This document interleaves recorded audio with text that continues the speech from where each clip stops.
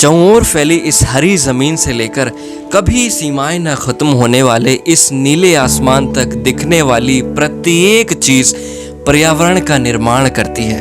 भोर होते ही पक्षियों का चहचहाना, सूरज का अपनी धूप की किरणों से धरती का स्नान कराना, कल कल बहती पल भर में मीलों का सफर तय करने वाली नदियाँ, ये वृक्ष और गगनचुंबी पर्वत श्रृंखलाएं, जानवर इत्यादि, ये सब ही हैं जिन्होंने धरती को एक जीवित ग्रह और पर्यावरण दिया हुआ है। ये शायद पर्यावरण ही है जिसके फलस्वरूप ये जीवन संभव हो पा रहा है या करोड़ों सालों से इस सृष्टि का चक्र चल पा रहा है।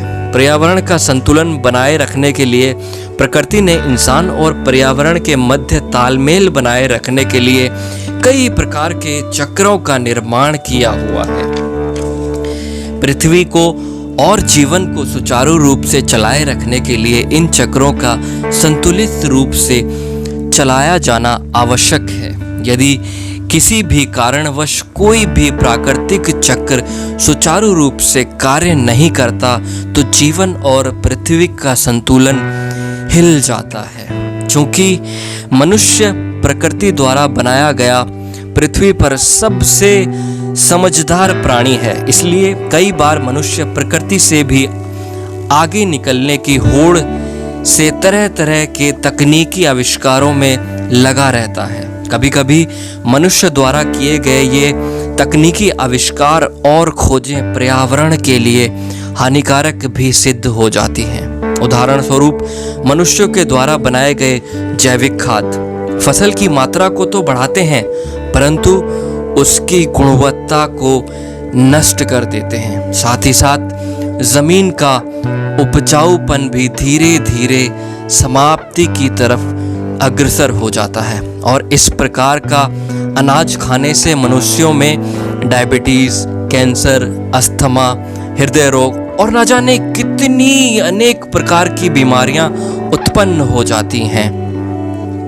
अधिक से अधिक उद्योगों और इंडस्ट्रीज के लगाए जाने से उनसे निकलने वाले धुओं से पर्यावरण में हवा दिन प्रतिदिन प्रदूषित होती जा रही है तथा साथ ही साथ फैक्ट्रियों से निकलने वाले खतरनाक रसायन को सीधे नदियों में बहा देने से धरती पर पीने लायक पानी दिन पर दिन घटता जा रहा है।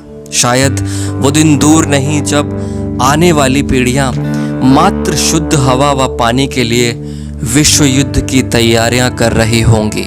हाल ही में देखे जाने वाली कोरोना नामक बीमारी भी कहीं ना कहीं मनुष्यों के द्वारा किए गए प्रकृति एवं पर्यावरण के दोहन का ही नतीजा मालूम होती है।